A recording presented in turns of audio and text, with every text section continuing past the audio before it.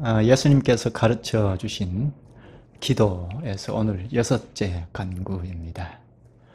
우리를 시험에 들지 말게 하옵시고 다만 악에서 구하옵소서. 시험에 들지 말게 해주십시오 하는 간구입니다. 우리가 시험이라는 것은 가끔 쓰죠. 우리 시험 당했다, 시험에 빠졌다, 그렇게 말하죠. 때때로 사용하는데요. 우리가 시험 당한다 하는 이것이 맞는 말인지 혹은 교정해야 할 것인지 오늘 말씀을 잘 생각하면 알 수 있을 것입니다. 시험을 먼저 생각할 필요가 있는데요. 성경의 시험은 두 종류에서 말합니다. 크게 두 종류에서 말하는데 하나님께서 우리를 시험하는 경우이고 마귀도 시험을 합니다. 하나님께서 하시는 시험이나 마귀가 하는 시험이나 성경에는 같은 단어를 썼습니다. 구약에는 히브리어죠.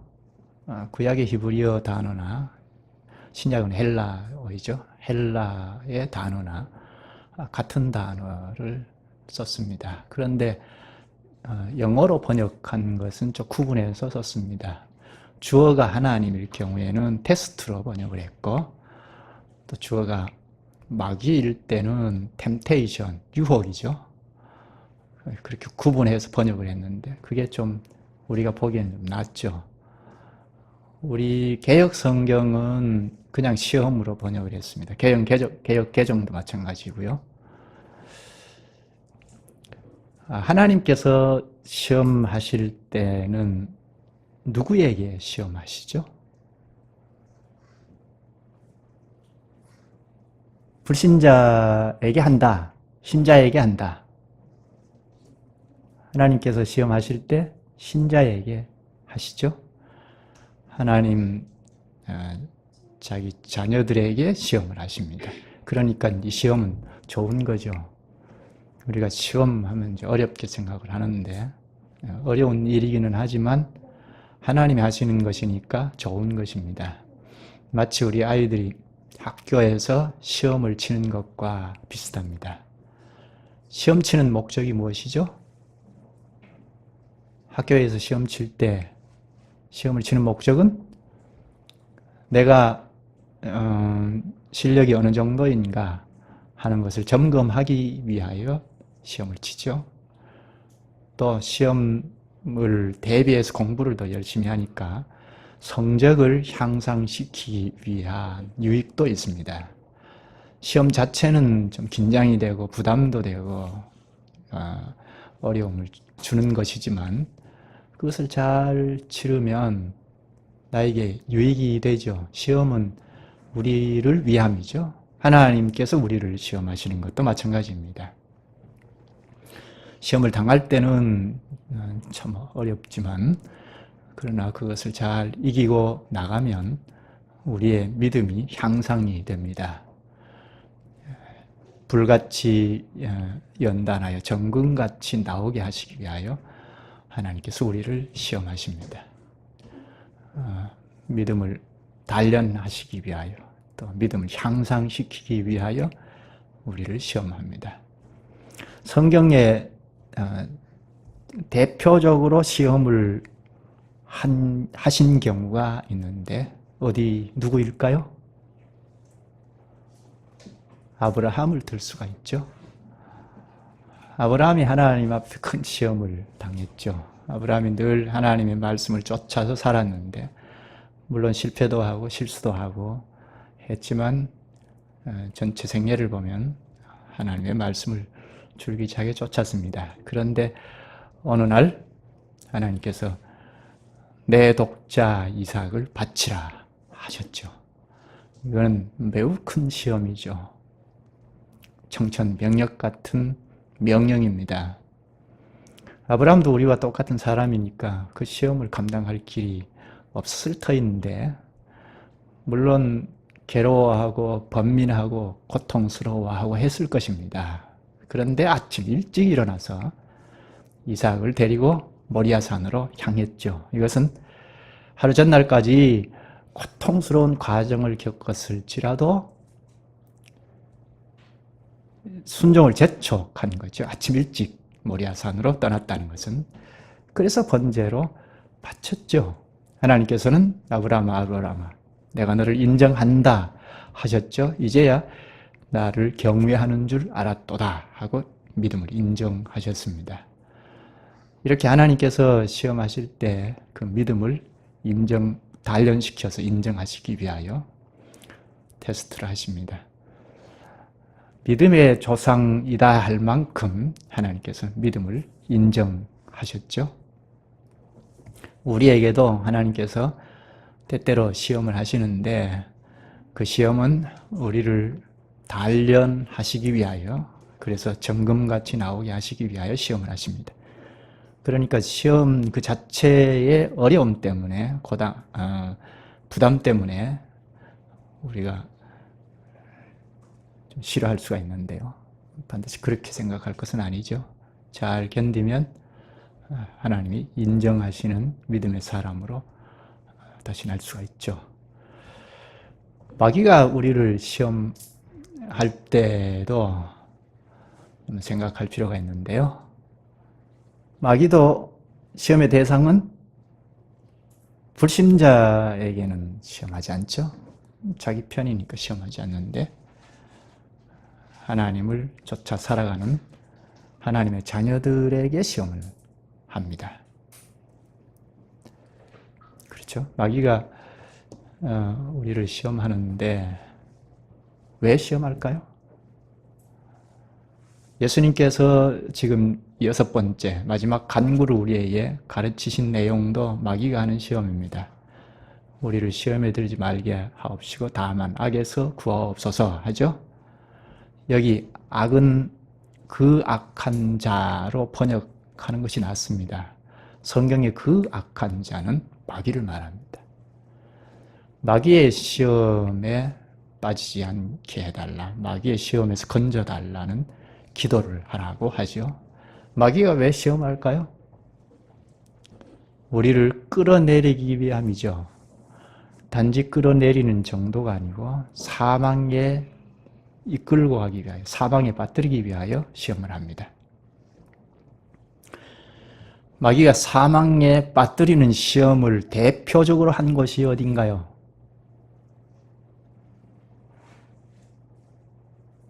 사람을 시험해서 사망에 끌고 들어가 버렸어요. 대표적으로 어디입니까? 창세기 3장이죠. 3장 1절에 보면 마귀가 뱀을 이용해서 하와에게 접근하죠. 접근해서 유혹을 하는데 3장 1절 마지막 부분에 보면, 여러분 얼른 찾아서 보셔도 좋겠습니다.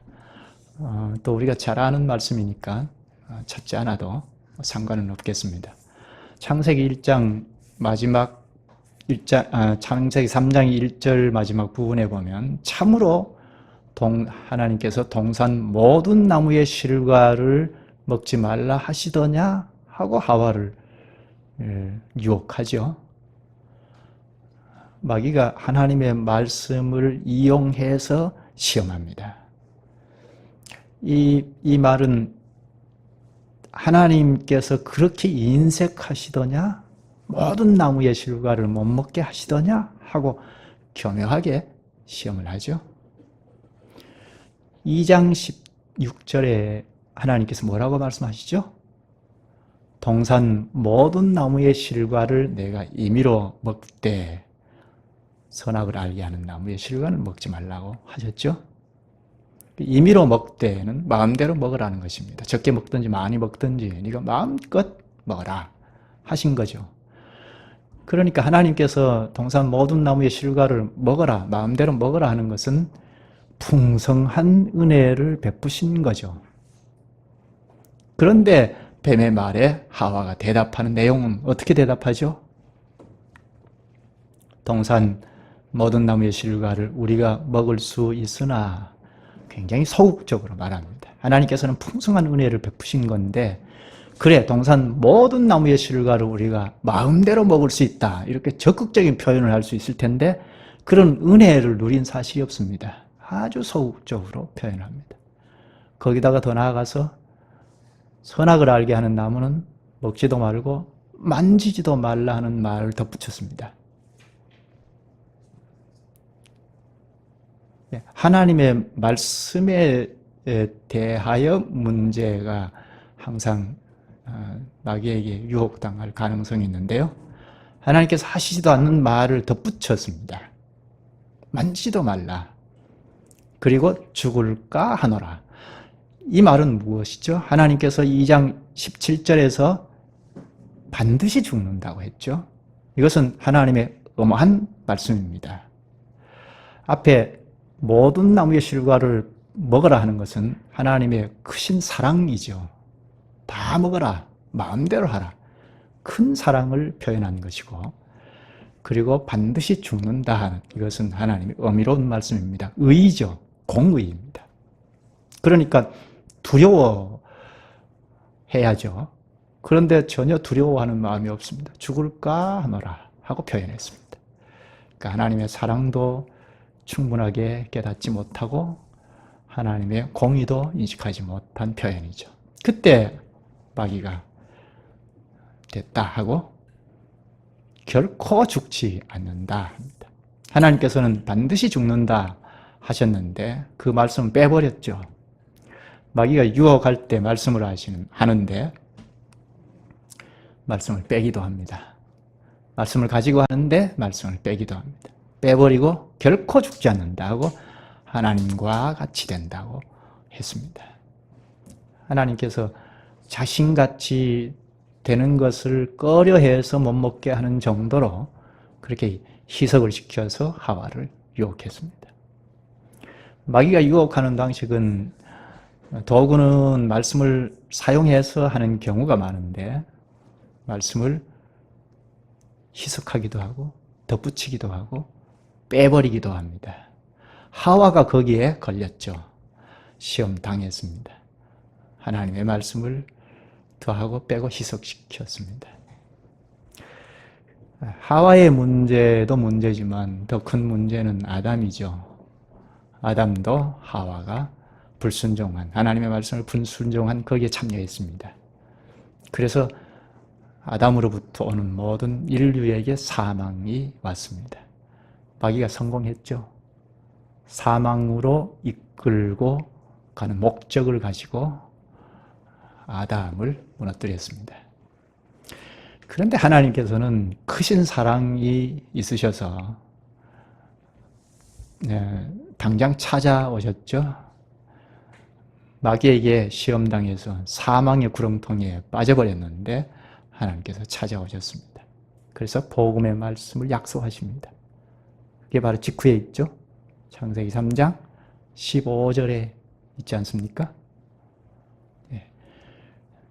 내 후손이 여자의 후손과 원수가 되리니, 먼저 이 말씀을 하시죠. 이것은 뱀의 후손과 여자의 후손이 치열하게 전쟁할 것이라는 겁니다. 그때부터 인류 역사는 전쟁의 역사입니다. 그리고 여인의 후손이 내 머리를 상하게 할 것이라 하시죠. 여기 여인의 후손은 물론 당신은 하와의 후손입니다. 그런데 궁극적으로는 여인의 후손으로 오시는 예수 그리스도인데요. 그리스도께서 마귀의 머리를 상하게 할 것이라는 말입니다. 그래서 이것은 마귀의 머리를 상하게 한 것은 결정적으로 그리스도께서 승리하신 것을 말하죠. 이때부터 인류 역사는 끊임없이 전쟁하는 역사입니다. 여인의 후손과 마귀가 치열하게 투쟁을 합니다. 마귀는 끊임없이 여인의 후손이 오지 못하도록 공격을 합니다.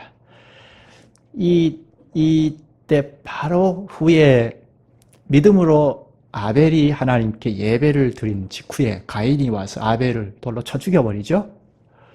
이것은 동생이 미워서 죽인 정도가 아닙니다. 여인의 후손이 오지 못하도록 마귀가 가인을 사용한 것입니다. 이때 여인의 후손은 아벨뿐이었지 않습니까? 그러니까 아벨이 죽어버린다는 것은 여인의 후손이 오지 못하게 씨를 말리는 것입니다. 마귀가 이렇게 작당을 했습니다. 그러나 하나님께서 아벨 대신에 셋을 주셨죠. 또 쭉 내려가서 역사가 한참 진행되어서 출애굽기 1장에 보면 바로 왕이 이스라엘 남자 아이들을 다 나일 강물에 던져라. 다 죽이려고 하는 거죠. 마귀가 바로를 사용해서 여인의 후손이 오지 못하도록 다 막아버리는 일입니다. 그런데 하나님께서 그것도 다 막으셨죠. 그리고 에스더 9장에 보면 이스라엘 백성들이 페르시아의 종살이를 하고 있을 때입니다. 그런데 아말렉 사람 하만이라는 사람이 이스라엘 백성들을 다 멸절시키려고 했죠. 이것도 마귀가 배후에서 하만을 사용해서 여인의 후손이 오는 길목을 다 차단하고자 한 것입니다. 그러나 하나님께서 에스더를 사용해서 이스라엘 백성들을 다 지켜냈습니다. 그리고 쭉 내려가서 신약에 와서 여인의 후손 예수 그리스도께서 아기로 탄생했습니다. 그때 헤롯이 2살 이하의 남자아이는 다 죽여라 했습니다. 그런데 이때도 요셉이 아기 예수를 데리고 애굽으로 급히 피신해서 여인의 후손인 예수 그리스도를 지켜냈습니다. 이렇게 마귀가 끊임없이 여인의 후손이 오지 못하도록 공격을 했습니다. 그러나 하나님께서는 여인의 후손을 지키셔서 여인의 후손인 예수 그리스도께서 오시게 다 지켜내셨습니다. 이렇게 인류 역사는 처음부터 여인의 후손과 마귀와의 전쟁이 계속되었습니다. 그 중심에는 여인의 후손으로 오신 예수 그리스도께서 십자가에서 마귀의 머리를 결정적으로 꺾어버린 승리가 중심에 있습니다. 여인의 후손에 대한 약속과 마귀의 시험은 성경을 관통하는 중심 주제입니다. 오늘 마귀가 시험한다 하는 점을 생각하는데요. 마귀가 단지 우리 개인 한 사람을 무너뜨리기 위한 것은 아닙니다. 우리를 시험하기는 하는데 영적 전쟁의 당사자가 누구죠? 영적 전쟁의 당사자는 여인의 후손인 그리스도와 마귀입니다. 그리스도와 마귀가 영적 전장에 치열하게 싸우고 있는데요. 이 전쟁에 우리를 참여시켰습니다. 예수 그리스도와 연합하고 있는 교회가 이 영적 전쟁에 참여하고 있습니다. 요리문도 127문 끝에 보면 우리가 이 영적 전쟁에서 패하여 거꾸로 지지 않고 마침내 완전한 승리를 얻을 때까지 우리의 원수에 대해 항상 굳세게 대항하게 하시옵소서 하죠. 여기 영적 전쟁, 우리가 이 영적 전쟁에 하죠. 우리는 교회이죠. 교회의 기도이니까요. 교회가 이 영적 전쟁에 참여했습니다. 교회에 속한 지체들이 다 영적 전쟁에 참여하고 있습니다. 물론 예수 그리스도께서 마귀와 싸우는데, 일선에서 싸우는데 우리는 여기에 참여했습니다.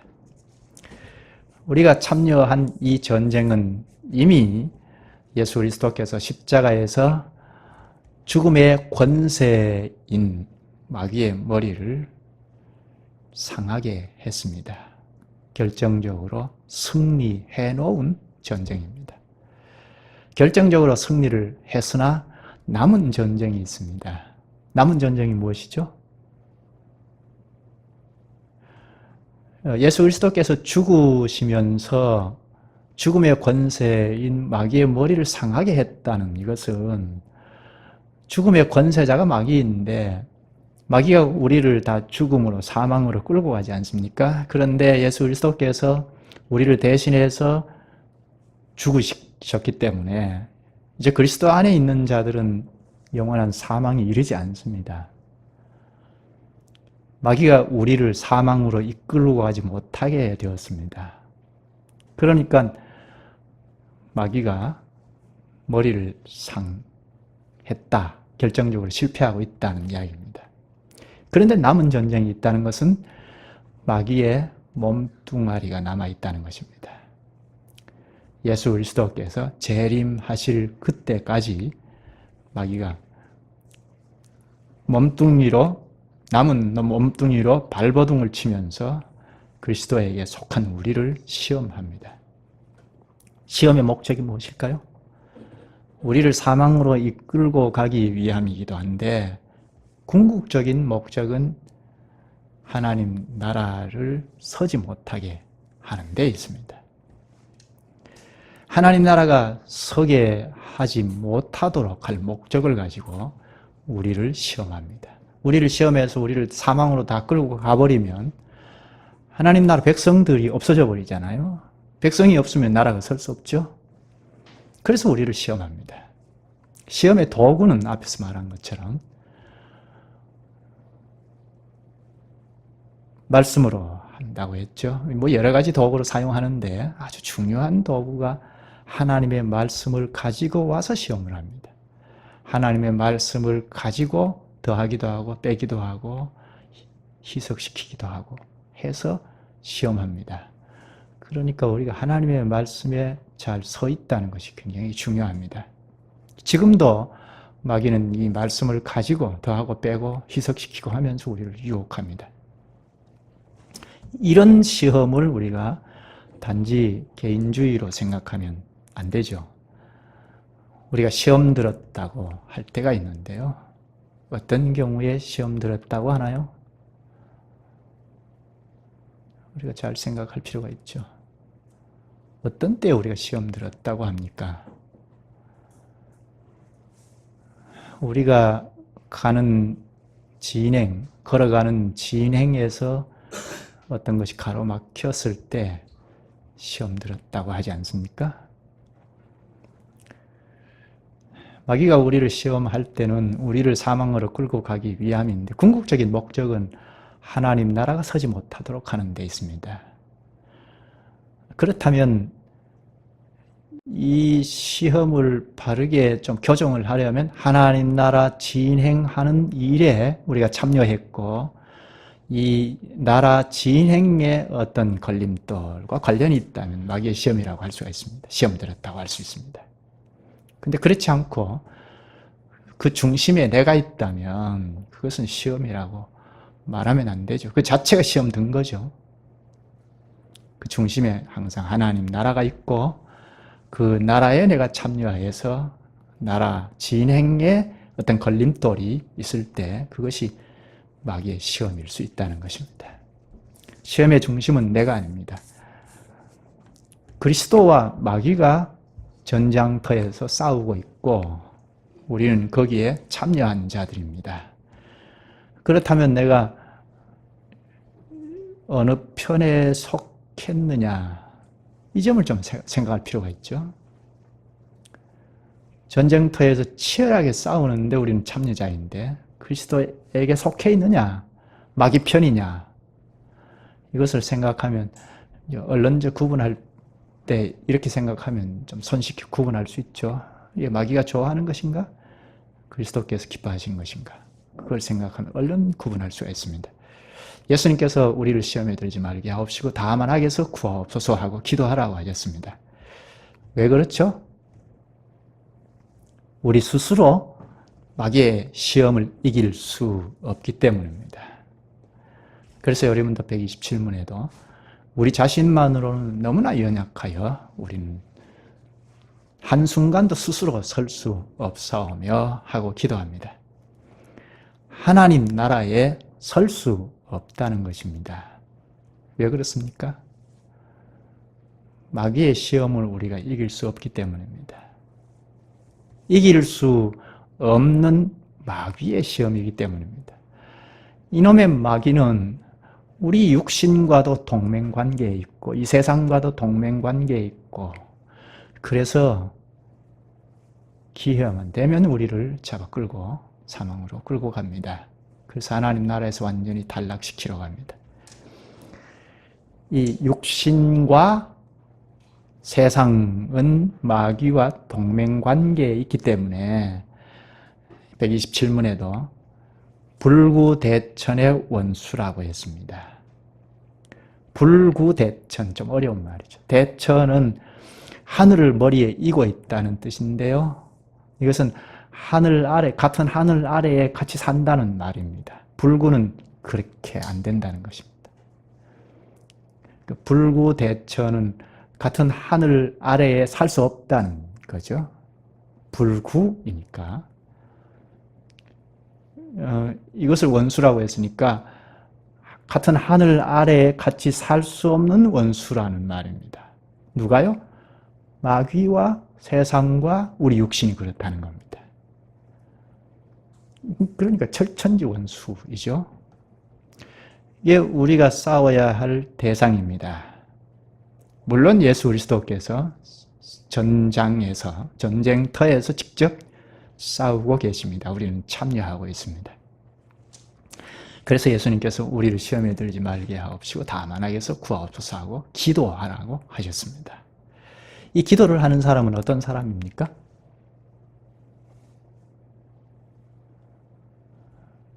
어떤 사람이 기도하죠? 우리 스스로는 도무지 하나님 나라에 바로 설 수 없습니다 하고 기도하는 사람은 어떤 사람이죠? 강한 사람입니까? 약한 사람입니까? 연약한 사람이죠. 강한 사람은 이렇게 기도하지 않습니다. 기도한다 하더라도 그저 외식으로, 형식적으로 할 뿐이죠. 자신이 참으로 연약하다고 하는 사람들이 주님이 가르쳐 주신 그대로 기도를 합니다. 우리 믿음의 선진들도 주님께서 가르쳐 주신 기도를 잘 깨닫고 우리 자신만으로는 너무나 연약하여 우리는 한순간도 스스로 설 수 없사오며 하고 고백을 했습니다. 이 기도는 두 본문을 증거 구절로 가지고 있는데요. 우리가 앞에서 읽은 두 본문입니다. 먼저 시편 103편을 볼까요? 우리 자신만으로는 너무나 연약하여 우리는 한순간도 스스로 설 수 없사오며 하고 기도한 근거 구절이 바로 시편 103편인데 13절부터 보십시다. 아버지가 자식을 긍휼히 여김같이 여호와께서는 자기를 경외하는 자를 긍휼히 여기시나니 이는 그가 우리의 체질을 아시며 우리가 단지 먼지뿐임을 기억하심이로다. 여호와께서 자신을 경외하는 자를 불쌍히 여기신다고 하죠. 이유가 무엇이죠? 여호와를 두려워하는 자, 하나님을 두려워하는 자를 하나님은 불쌍히 여기신다고 합니다. 그 이유는 하나님이 우리 체질을 아시며 우리가 단지 먼지뿐임을 기억하시기 때문입니다. 본래 사람을 무엇으로 지었죠? 재료가 무엇입니까? 흙이라고 했죠. 다른 말로 먼지입니다. 원어를 보면 흙, 먼지인데 먼지로 지으셨습니다. 하나님께서 이것을 기억하시기 때문에 하나님 자신을 두려워하는 자를 불쌍히 여기십니다. 15절 인생은 그날이 풀과 같으며 그 영화가 들의 꽃과 같도다. 인생은 풀과 같다고 합니다. 영화라는 것도 피고 지는 꽃들과 같다고 합니다. 16절 그것은 바람이 지나가면 없어지나니 그 있던 자리도 다시 알지 못하거니와. 이스라엘 나라 상황에서 이 시를 노래하는데요. 이스라엘은 동쪽 아라비아 사막에서부터 뜨거운 바람이 불어옵니다. 뜨거운 동풍이 불어오면 들풀도 시들어지고 들꽃도 다 시들어집니다. 동풍이 모래와 같이 불어올 경우에는 풀들이 다, 꽃들이 다 그냥 단숨에 덮어 흔적도 없이 사라지게 합니다. 사람의 영광이라는 것이 이런 들풀과 같다는 것입니다. 아침에는 꽃을 활짝 피우지만 저녁에는 흔적도 없이 사라집니다. 성공할 때는 많은 사람들이 찾아오지만 실패하면 다 떠나버립니다. 죽음에 이르면 이름도 싹 지웁니다. 사람의 영광이 그렇습니다. 사람 보기에는 부자와 가난한 자, 권력 있는 자와 권력이 없는 자가 차이가 있는 것처럼 보이지만 그러나 하나님께서 보실 때는 그 재료를 먼지, 흙으로 만들었기 때문에 죽음 이후에 흙으로 돌아갈 뿐이라고 합니다. 하나님 보실 때 그렇습니다. 세상의 영광이라는 것이 들풀과 들꽃과 같습니다. 바람이 불면 흔적도 없이 사라집니다. 따라서 사람이 참 연약하다 하는 것을 깨닫는 것이 지혜입니다. 무엇이 지혜입니까? 인간은 참으로 연약하다 하는 것을 깨닫는 것입니다. 때가 늦기 전에 깨달아야 합니다. 기회가 사라지기 전에 연약함을 인정하고 그리스도를 의지해야 합니다. 그런데 이상하게 이런 연약한 우리를 마귀는 시험합니다. 이 세상 사람들은 자기 편이니까 시험하지 않습니다. 그런데 그리스도를 쫓아서 사는 우리를 끊임없이 시험합니다. 그 때문에 주님께서 우리는 너무나 연약하여 한순간도 스스로 설 수 없습니다 하고 기도하라고 하셨습니다. 원수가 오니까 너희들은 강한 척하고 똑똑한 척하고 한번 싸워보라 그렇게 가르치지 않으셨습니다. 기도하라고 하셨습니다. 마귀가 공격해 오는데도 왜 우리는 너무나 연약하여 한순간도 스스로 설 수 없습니다 하고 기도하라고 하셨을까요?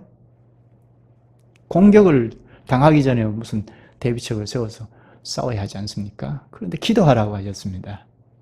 왜 그랬을까요? 전쟁은 누가 한다고요?